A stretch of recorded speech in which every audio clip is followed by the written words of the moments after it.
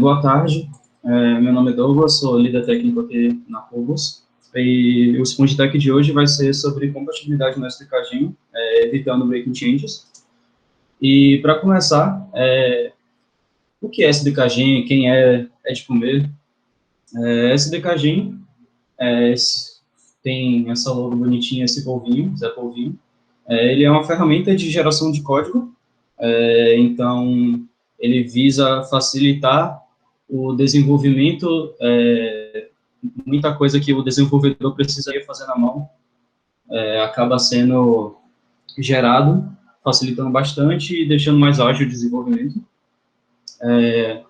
Ele é feito de contratos estritos, a gente vai falar sobre contratos mais na frente, mas o SDKGIM, você firma um contrato, você escreve a sua tipagem, ele é o seu contrato, e você tem que respeitar ele enquanto você está programando, ou seja, ele é estrito.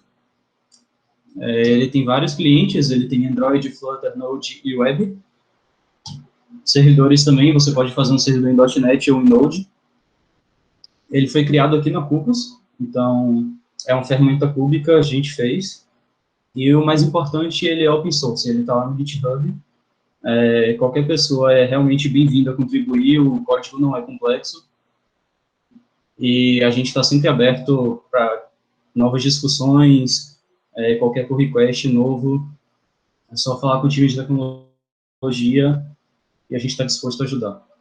Então, como contribuir com o SDKGIM? Ele está lá no GitHub, ele é um monorepo. Quem nunca contribuiu com projetos open source tem vários guias na internet. Então, por ser um monorepo, tudo acaba ficando no mesmo repositório, mas aqui você tem todos os runtimes, que são as bibliotecas que são disponibilizadas em tempo de execução para o código, os geradores de código, e tanto a CLI como o Playground, a extensão do VS Code, fica tudo aqui. Vocês podem dar uma olhada depois, não é muito complexo realmente, e a gente está aqui sempre disposto a ajudar. É uma ferramenta pública, então a participação de todo mundo é bem legal. Certo. Contratos e compatibilidade. Primeiro, o que é um contrato? Parafraseando a Microsoft, o contrato de dados é um acordo entre o serviço e um cliente que descreve de forma abstrata os dados a serem trocados numa comunicação. Então, na hora que você está fazendo sua API, você estabelece o contrato, como vai ser a comunicação sua com o cliente, o que os dois vão ter que respeitar, e você vai ter que se desdobrar no seu código para sempre seguir aquele contrato, mesmo que apareçam novas implementações e mudanças de código. Por isso, a compatibilidade. No SDKGIM, os contratos, como eu falei antes, são definidos. A gente tem uma sintaxe bem parecida com a do TypeScript. Então, aqui a gente tem um tipo post, aqui são os parâmetros dele, bem parecido realmente. Temos todos os parâmetros e os tipos, e aqui a gente declara funções. Então, aqui temos uma função getPost, você passa com um parâmetro um UID e ela vai te retornar ou não o post, que é esse tipo aqui de cima. Digamos que a gente queira estender essa nossa aplicação para permitir a pessoa criar um post. Isso daqui pode ser, sei lá, um blog, e agora a gente quer fazer uma funçãozinha para poder criar um post. Acaba ficando bem simples também. A gente estende o tipo base, eu copio as coisas para um tipo base e deixa o que seria propriedade de realmente um post criado, separado, e assim a gente consegue criar a nossa função createPost, que vai receber o base post, a pessoa declara qual é o título, o conteúdo e quem é o autor, e vai retornar a entidade do post. E assim, qualquer pessoa que tem o ID de um post consegue pegar a instância daquele post que a gente criou. E aí, a gente começa com fazer atualizações na nossa aplicação. Como que a gente pode fazer essas atualizações mantendo a compatibilidade? Digamos que eu quero agora guardar o e-mail do autor. Então, aqui, eu adicionei um parâmetro novo chamado e-mail ali em autor. E na hora que eu faço isso, eu acabo quebrando a compatibilidade com os clientes antigos. Quem estava acessando o meu site na hora que eu subi essa atualização, por exemplo, vai receber um erro quando está criando um post, porque eu adicionei um parâmetro novo e ele não é anulável. Na hora que eu enviei o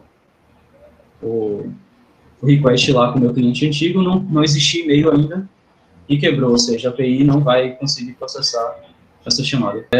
Um outro caso muito comum que a gente vê bastante, existia um parâmetro que era opcional, então digamos que e-mail antes era um string anulável e agora eu quero que ela não seja mais anulável, eu quero realmente pegar o e-mail das pessoas, isso também acaba trazendo o mesmo problema, literalmente a mesma saída, e existem outros casos, como por exemplo, adicionei um parâmetro novo numa função e ele não é anulável, vai realmente dar a mesma coisa.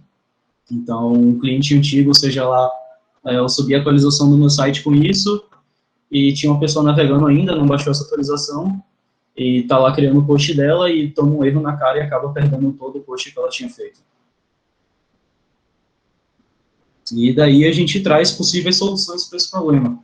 Quais seriam? Uma seria a gente adicionar o e-mail como um string no lado.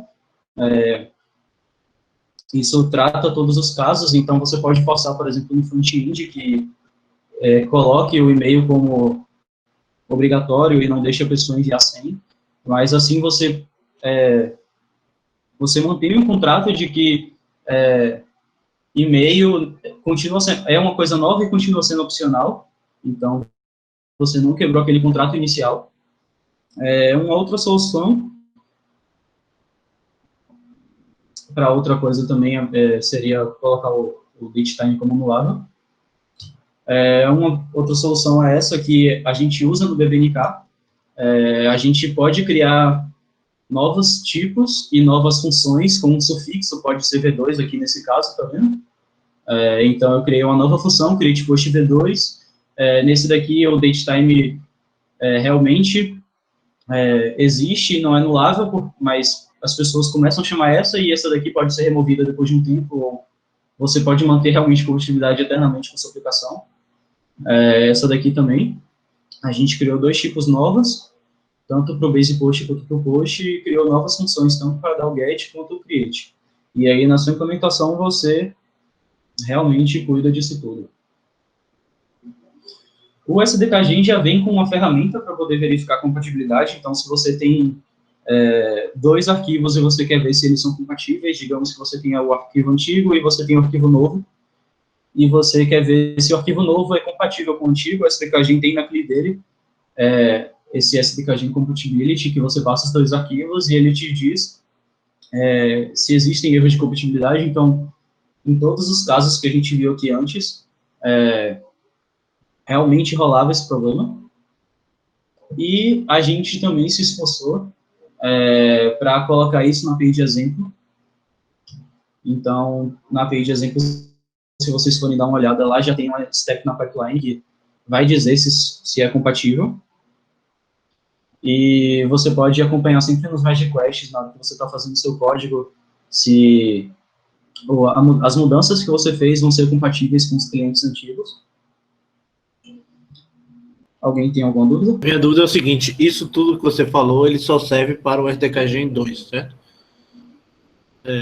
Existe alguma maneira da gente fazer esse tratamento para o SDKG 1, ou o SDKG 1 é mais complicado para isso?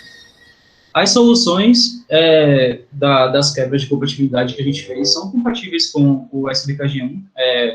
Ele ainda segue o mesmo esquema de coisas que não eram anuláveis, coisas anuláveis, parâmetros novos. Continua sendo a mesma coisa. Então, o SDKG1 consegue tratar tudo isso daqui igual, a solução é a mesma. O SDKG1 só não vai ter essa CLI de checar a compatibilidade, mas de resto, as regras permanecem. Qual é a diferença? Porque se eles têm comportamentos similares, por que não é possível fazer o check-in de compatibilidade?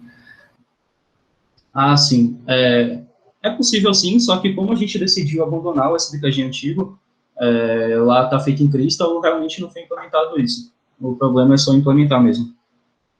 Ah, entendi.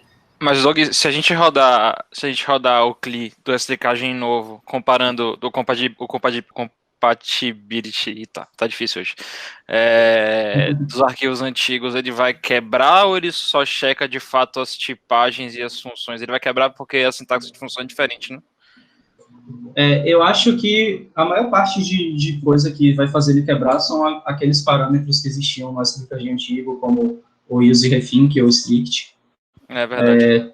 A gente já permitiu o formato de funções novo no SDKG antigo. Bacana.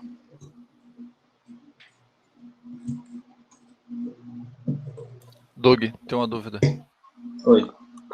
Qual você acha que são as melhores práticas para desenvolver utilizando a SDKG para situações como o do Koala, em que vai ser um serviço em que terceiros vão estar integrando e não necessariamente nossos clientes? Certo. Nesse caso, o ideal mesmo é que haja um planejamento de como vai ser o contrato. Então, deixa eu voltar aqui no slide.